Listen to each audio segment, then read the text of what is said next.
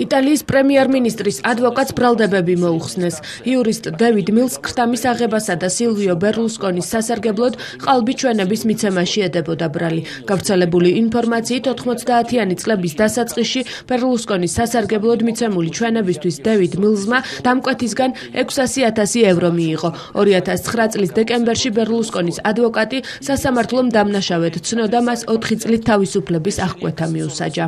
ბრალდების ხანდაზმულობის ვადის გასვლის გამო იტალიის საკასაციო სასამართლომ მსჯავრდებულს ყველა ბრალდება მოუხსნა, თუმცა სილვიო ბერლუსკონის მხრიდან ადვოკატის მოსყიდვის ფაქტის არსებობა სასამართლომ აღიარა და დევიდ მილს ჯარიმის სახით 250,000 ევროს გადახდა დააკისრა.